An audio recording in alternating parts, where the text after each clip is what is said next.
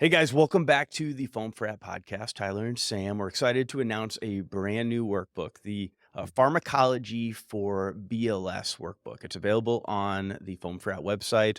You can go to the free stuff, click it, and download that. And it's pretty hefty. What was it, like 100 some odd pages in there? And Well, Sam did all the don't heavy intimidate lifting. people. Sam, what was the inspiration behind this workbook?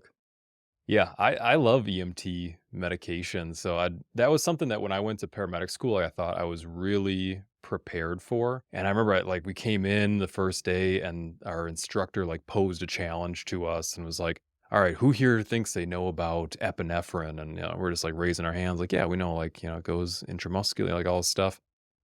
And I don't remember exactly what he said, but he was like, "So you can tell me, what that this is a sympathomimetic adrenergic agonist medication that affects, alpha 1 and beta 2 receptors and what that means for your patient." Is basically kind of like a little bit of a flex on us to let us know that well there's a lot more about these medications that you're going to learn.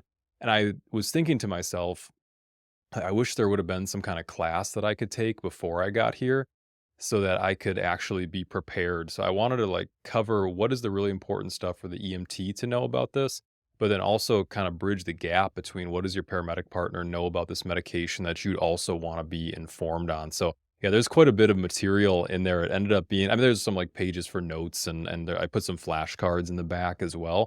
But yeah, the work or the book, it's not much of a workbook, but a book I think it ended up being 110 pages or something like that, so it was a lot of stuff, but yeah, there'll also be a class in studio coming out with the same stuff in there as well, kinda just in video format. Yeah, it's interesting. The EMT medications, I feel like, are some of the medications with the most dogma surrounding them. And I feel Mhm. like whenever you have, an EMS instructor teaching these, a lot of those things that we've heard about with peanuts and Atrovent and inferior wall MIs and nitro and, all of these different, I don't want to say that they're complete dogma, right? There's a little bit of truth to them, but it can be There's a little bit of confusing. And so I truth in every lie. yeah, that's right. And you did a great job with, breaking these down and explaining those, and so I thought we could just start from the top and kinda go down some of the tips and tricks, throughout this workbook. Yeah, so yeah, Tyler and I picked out some tips and tricks. Yeah, every chapter ends with just some random tips and tricks of the trade, I guess, that, I was text messaging a bunch of people like, "Hey, what do you think about, if we were teaching people about oxygen or whatever, what are some tips and tricks?" I included that in the pharmacology because it really is kind of, medication. It's something new as an EMT that you're handling. So this, we went through and picked some out. So yeah, there's just what, 7 medications or whatever, but I figured, yeah, we just take a tip or trick from each one. So here's what I had for oxygen or what we picked out. So it says there's a tendency for providers to go from the lowest FiO2 device to the highest FiO2 device. So this one's basically talking about you get on scene, somebody has dyspnea, and you're like, okay, I got to start with the nasal cannula. Well, let's also measure their end tidal CO2. Okay, swap that out for the nasal cannula end tidal CO2, and then let's put a simple mask on. Then, what about the non-rebreather? Do you think we should go to CPAP now? Oh, let's do the neb mask first. And I think there's definitely a place for that where you want to do the least invasive thing, safest for the patient. But I also think that there are those patients out there as well where you see their level of distress and you're like, I could probably put this patient on CPAP and a nebulizer and then see how they do for a little bit. And that thing's not cemented, locked, strapped to their face. If we can reduce the work of breathing early on, let the patient get better, let that medication take effect, maybe we could downgrade them to a cannula by the time they get to the hospital. Yeah, that's a great point. That's taught, right away in EMT school, even EMR is, somebody's in respiratory distress or they got any complaint, and it's almost like you put oxygen on them while you're trying to figure out what's going on, and, it's not horrible, but, Mhm, typically, that wasn't always in the flavor of a nasal cannula. It would be a non-rebreather at 15 liters, and you'd put that on, mhm, and I think that was just, to catch all the people that maybe needed it, and then you would have some that you mhm, didn't need it, and you could peel that off and put them on a nasal cannula. But starting with a nasal cannula on a patient that is in CHF and is full of fluid, you're just throwing oxygen into water. You're not doing anything. And mhm, so looking at the actual syndrome and what they're presenting with and trying to figure out what the best solution is, I wouldn't be waiting for a pulse ox to come up by putting them on a nasal cannula or a non-rebreather. But that may be something you're doing because it's fast. You can grab it, you throw a non-rebreather on while mhm. you're setting up your CPAP. So I think it really depends on knowing what the underlying pathology is, or at least having a differential of it, and then trying to get to that intervention as soon as possible. But I do feel like there are things that we do along the way because they're just fast and you can get them done right away. Yeah, for sure. And like, do you think about extending that care to the hospital as well? Like, how many times have you taken somebody in on CPAP and they take it off right away, and they throw a cannula on the patient, still saturating at 99%? You're like, oh, I could have done that like 10 minutes ago. Like, they just needed that medication to work for a little bit. So it's like just because the mask is strapped to their face. I mean, you take a non-rebreather off all the time and try the cannula, or vice versa. Just because it's a lot of like setup for the CPAP doesn't mean it has to stay on there if the patient's condition has improved quite a bit. So yeah, that was one for oxygen that we liked, and then albuterol and atrovent. What do you think about this one? Heart rate. Yeah, I So thought it this says is clinicians can get pretty concerned about tachycardia when it comes to breathing treatments, and you have to ask yourself: is the heart rate high because they can't breathe and they're anxious? Would withholding the medication they need to dilate their lungs be the right choice? Have you seen these guidelines that are like, if the heart rate's over 110, like, use caution with beta agonists and, albuterol and atrovent and stuff? if you are able to bring down that respiratory distress and calm them down, then the heart rate will come down too. Or maybe it'll settle where they're at currently, because then you're giving something like albuterol that's going to increase the heart rate. So I thought this was a great tip not to hold off on that because Yeah. you're wanting their heart rate to come down before you give it, because it'll Yes. come down. It'll come down really, really Yeah. fast if they. Once they become hypoxic enough, the heart rate will start to tank pretty quickly. But yeah, I think you're gonna see these guidelines out there where, yeah, it says, use caution, or maybe, straight up like contraindicated if the heart rate's above like 130 or something like that. But yeah, you have to sit there and think, if this patient is, if like, think about a patient who has a silent chest and they have severe retractions, really bad dyspnea, and their head bobbing, and you're like, oh, the heart rate's 100 and 25. Like, I think we should hold off on that albuterol and atrovent. So it's definitely something to consider. But what are you going to do? Withhold the treatment that they need? So something to think about. I think that freaks a lot of people out, that you're going to increase the heart rate, like, and it's going to go to 300 or something, just because you're treating an asthmatic who's really anxious. So there's definitely, yeah, something to consider there with the heart rate, because those medications do have some crossover, but you have to think about the underlying condition too. Next one I had was epinephrine. So this was really confusing for me at first, because I remember even in EMT school they taught that shortness of breath patient, what could it be? It could be asthma. It could be like one of these pediatric patients with croup or epiglottitis, or it could be an anaphylactic reaction or something like that. And so there's like these two medications, the epinephrine that, okay, sometimes you can use that for asthma if they're really bad, but, typically it's these breathing treatments. And so you start to get into this train of thought where you're like, are they that different? Anything can I use albuterol for anything I can use epi for? So this one said, don't confuse albuterol for epinephrine. They're both sympathomimetics. They mimic the sympathetic nervous system, fight or flight response. But epinephrine has alpha 1 qualities you need to in such conditions such as croup, anaphylaxis, and asthma if the patient is sick enough. So that kind of comes back to like what we were talking about before. Like, there's these different receptors that they hit. And if you have something like croup or you have anaphylaxis, you need some of the other qualities. Like, epinephrine is like this broad spectrum sympathomimetic where it also has these alpha qualities. The albuterol is just beta 2. It goes down to the lungs, hopefully bronchial constriction or bronchodilation. But the epinephrine, you have a croup patient and you need to nebulize it, or if you have an anaphylactic patient, they have airway swelling or something, you need that to go in systemically or topically in order to vasoconstrict that stuff. So not all of those sympathomimetics are like created equal, I guess. Yeah, especially in a really severe anaphylaxis or asthma, they may not Mhm. even be able to get that medication down into the areas where it needs to work.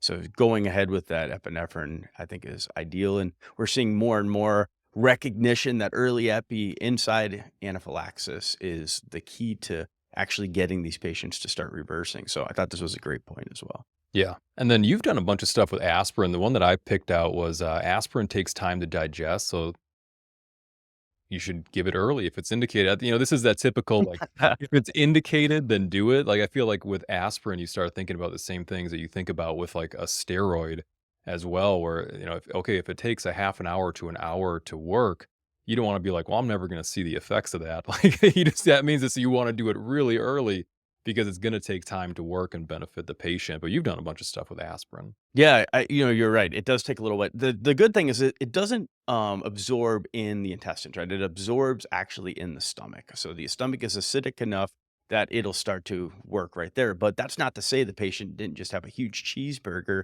before and it just fell on top of the patty, right? And it's not actually dissolving yet. But yeah, that's why we use that non-enteric coated so that Mhm. way it can start absorbing right away the mucosa of the stomach.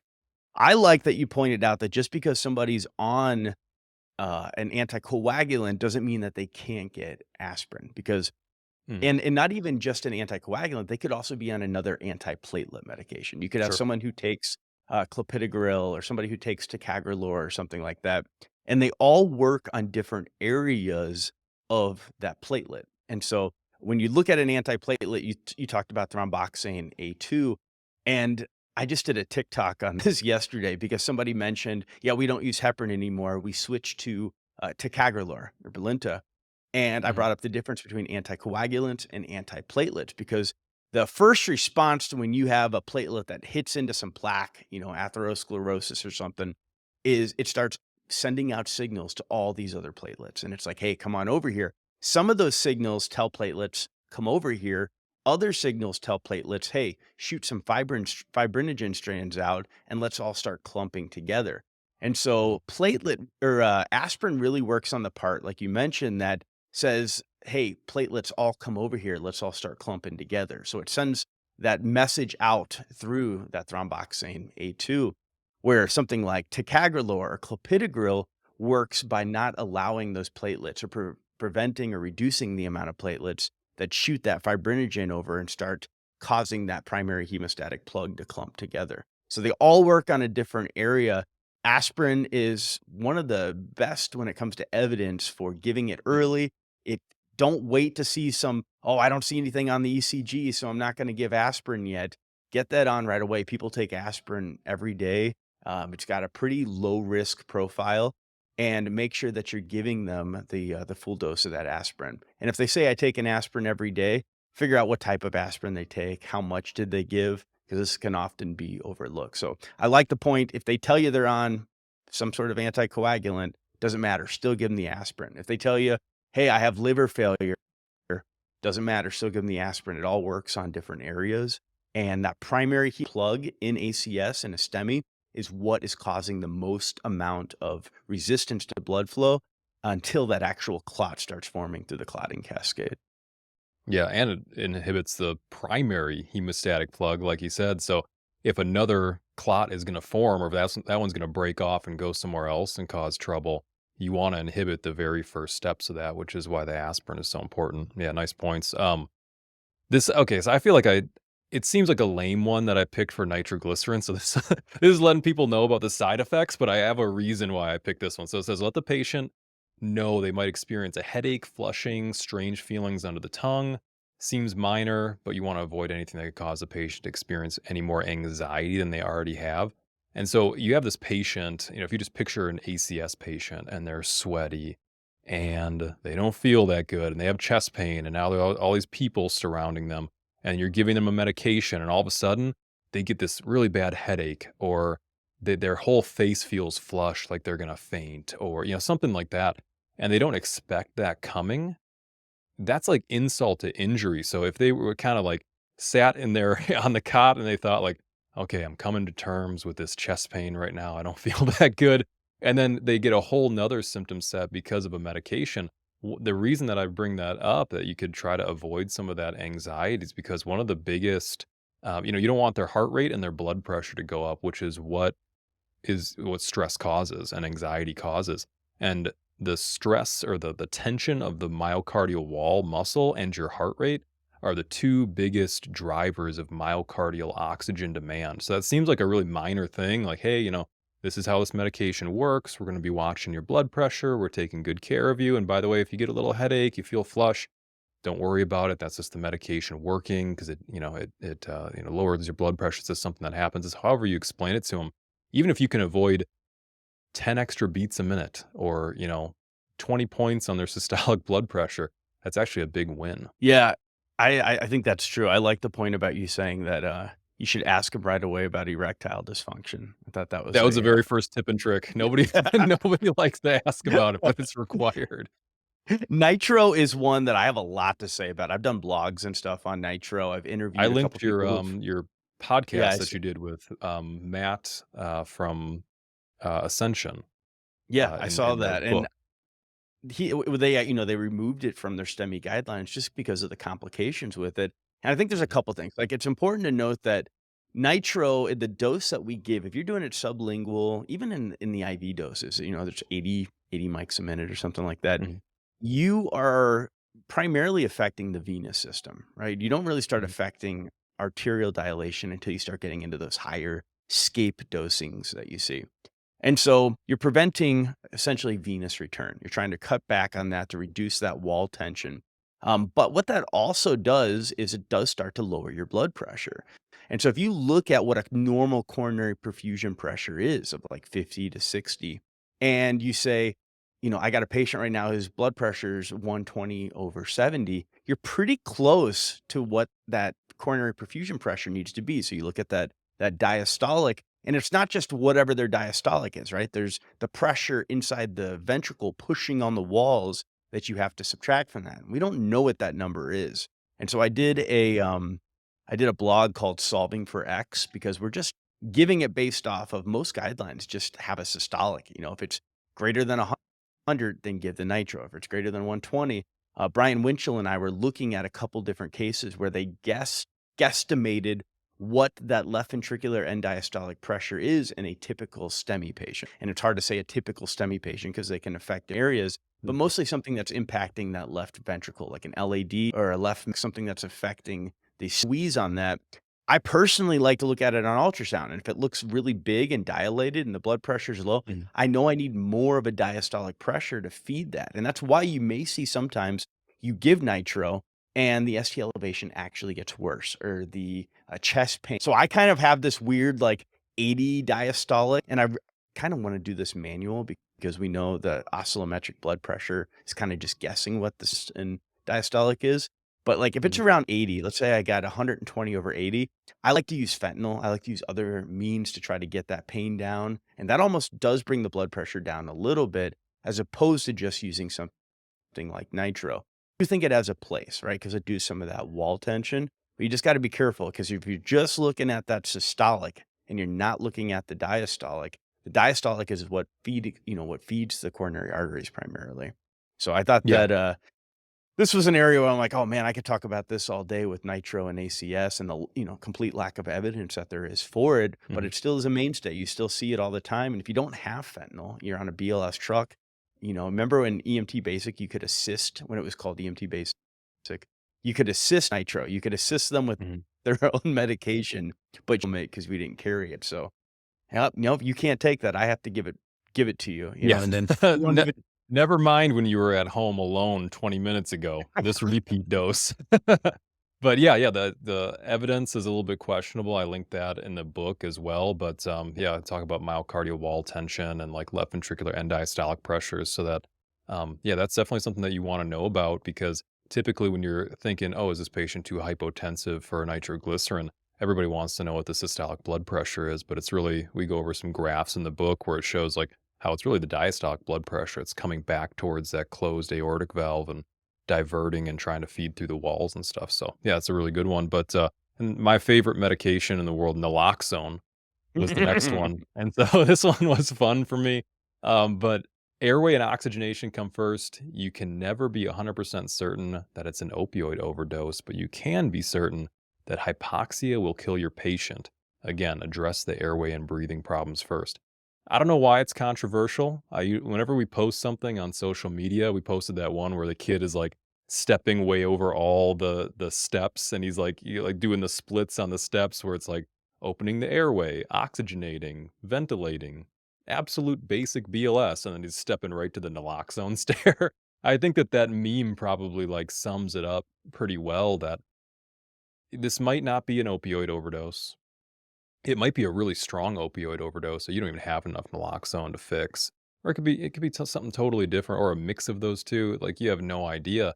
And so I use the illustration or the example of anesthesia. In anesthesia, you go in for a surgery, and let's just say they give you, enough fentanyl to put a horse down, right?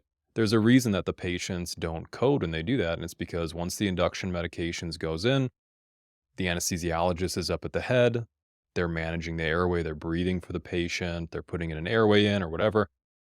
And the patient, magically doesn't code somehow. And it's because it's not the opioid that you're necessarily coding from. It's the effects of it, which is hypoxia, brain death that you're trying to protect the patient from. So even if you're, pretty sure this is an opioid overdose, you don't know how long that's going to take to work. You don't know what dose you're Mhm. gonna need to give, after you administer it, how long until you expect this patient to wake up, and so the last thing you wanna do is just sit there and wait for it to work, even if you're sure it's an opioid overdose for whatever reason. Oxygenation is gonna be the mainstay of that treatment. Yeah, you mentioned something a while back that I always thought was interesting when you put out that Naloxone blog years ago.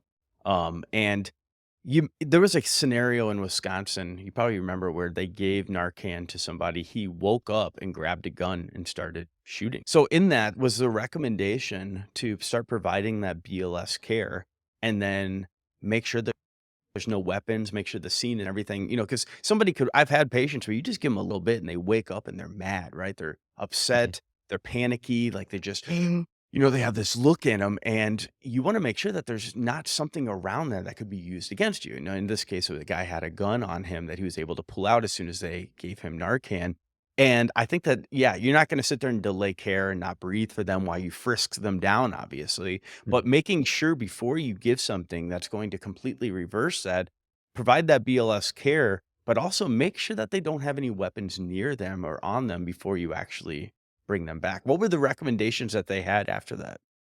Yeah, I mean, it's very service specific because you have to get into like, are you cleared to like know how to search somebody? Is this within your purview? And are you trained to do this type of thing? So that's something for every service to consider of like, how do they make the scene safe? But yeah, when you're dealing with a patient who, it's not every patient, but it's some patients. They could have a lot of downers outweighing their uppers. And so behind this, I think in that instance, the patient had, methamphetamine in their system as well or something. I can't remember what the exact scenario was now, but you can have these patients they just took a lot of a downer, but once you get rid of that downer, you just have an unmasked upper as well, so that Mhm. there might be methamphetamine or whatever else behind that overdose, and patients can get combative. Like I said, it doesn't happen every single time, but if you know that there's a risk for this, how could you take steps to prevent that? Not being too close to the patient's face if they if they start swinging. Yeah. Being in a safe place and making sure that, yeah, obviously, if there's something obvious, like a gun laying next to the patient, be like, "Oh, we should probably get that out of here," So this depends, like, how far you wanna take that step of scene safety, but it's definitely something to consider when you don't know what's on the other side of that overdose. Not implying that, everybody who's, the victim of an overdose is violent or anything like that, Right, right. but they can definitely have, a psychiatric episode afterwards, or you can unmask something that you didn't know was there. And the thing about those, reversing somebody out of a coma, you have absolutely no idea. Usually, when you come, upon a patient, there's like very slow changes in levels of consciousness. And so, if the patient's really sick, you can kind of see them going down slowly, or if the patient is getting better and you see them, the level of consciousness increase slowly. But naloxone and like for instance, like dextrose administration, there's a couple scenarios out there where you have massive swings of levels of consciousness, and you don't have any time to acclimate yourself to that patient, so it's like a brand new patient all of a sudden. They went from being totally unresponsive to now they're in Yeah. acute withdrawals, and you don't know how they're gonna handle that or if they'll be able to control themselves. So, yeah, scene safety is big. Yeah, I'm glad you brought up glucose because that's the other that D50 is, it's not just Narcan it's any patient that you're gonna rapidly wake up, making sure that there's nothing around them that they could use against you because, yeah, you're bringing somebody back from being completely unresponsive. They're gonna start, I've seen even patients who are diabetic who come back, get angry or try to, like, reacclimate themselves with what's going on, so I think that's a good point. You could get in, start an IV, and give it and not realize that they had a knife tucked in beside them or something. So just making sure that that scene is safe before. you bring somebody, wake somebody up from a nice slumber. Yeah, and you also have to keep in mind that you look like a cop kinda. Yeah, who me? But yeah, the last one on here is, glucose and glucagon. So what, we picked out for this one is if you have a patient with a really low level of consciousness that can't receive oral glucose, because obviously you don't want them to choke on it. You don't wanna be the person shoving cake down their unresponsive mouth, but, give the glucagon, but don't delay in calling someone who can start an IV. The patient might not have the glycogen reserves to break down. Don't count on the glucagon working. This was something I was shocked to learn later on because did you guys do these scenarios in class where, like, you're practicing your IM injections or whatever, and you bring out the glucagon, and I remember our instructor, like, played unresponsive, and then we would give it, and, like, a minute later, it says, "Perky and wake up," and stuff. Yeah, "Oh, wide good awake. job," And then you find out, well, there's this whole thing about, well, if they're fasted or, if they are a type 1 diabetic, they're much less likely to have those glycogen reserves. And that's what glucagon does, is it once it goes into the system, it goes to the liver and say, "Is anything in here we can break down? Oh, there's a bunch of glycogen here. Turn that into glucose and raise the blood sugar up." But if the glucagon goes to the liver and it finds an empty liver and you can't give oral glucose because this patient's unresponsive, they're in, like, serious trouble. So if you Mhm. find somebody, blood sugar reads low or whatever, you wanna get somebody who can give that into an IO or an IV. Yeah, that was some of the that was some of like the I don't know, I remember having a patient where I go in and you can't get an IV on them and you're like, "Oh my gosh," like what they need, but they're typically not the easiest sticks, right? Like sometimes Mhm, they got brittle veins and you can't find anything. So even in that case, getting that glycogen or that glucagon in right away can start mhm. working while you're looking for that IV. And then that way, if you finally get it and they do start waking up, cool. You probably need an IV anyway, but if not, at least you have that working in the background. Yeah, I totally agree. I mean, try it, but don't count on it working as well. That's an anxiety-inducing situation. It's like, well, we've had a few unsuccessful IV sticks. How long does a glucagon take to kick in? Well, maybe that'll help. Maybe that'll work before we actually get this line. So, yeah, something to think about. I hate to have the EMT book be like, "Don't forget to call ALS," but sometimes if your routes of administration aren't, you know, sufficient for that level of consciousness, you don't have a lot of a choice. Have you seen that meme where it's like, "I'm once again requesting ALS Yeah, support?" once again. Yeah, pretty much so. Sometimes that's the answer with a few of these things. I think I added that in the epi thing as well. Like, if you could have a really severe, patient who has anaphylaxis, like, you can keep hammering with the intramuscular epinephrine and don't be shy with it. The other thing is too is they might need an infusion and airway management and things like that. So there's a few situations in there in the tips and tricks where it's like, this would be one of those situations where you'd wanna get resources available pretty quickly. And that's all Well, of them. There's about I believe 100 that's more it, pages right? where all that came from, but we wanted to share with you guys some of our favorite tips and tricks for these and break them down and just let you guys know that, yeah, the book is available for download for free on the website right now, and we look forward to it. I think we actually launched it, 2 days ago or something like that, and we have a few Yeah. thousand downloads on it already, so it's already. Yep, next up is the ultrasound Yeah. workbook that'll be coming out here Is pretty this the soon. We're first time just you're announcing finishing it? up some Oh, no, illustrations. you put it online. I believe so. You posted some Yeah, I pictures did of put it. it online, but I was gonna say, and the next one's gonna be a mystery. We're not gonna tell you guys what the book is after the, ultrasound one comes out, but Tyler and I are gonna be collaborating on that one, so it'll be fun. We're gonna be excited to show you guys that too. yeah, we're not gonna say anything about the book.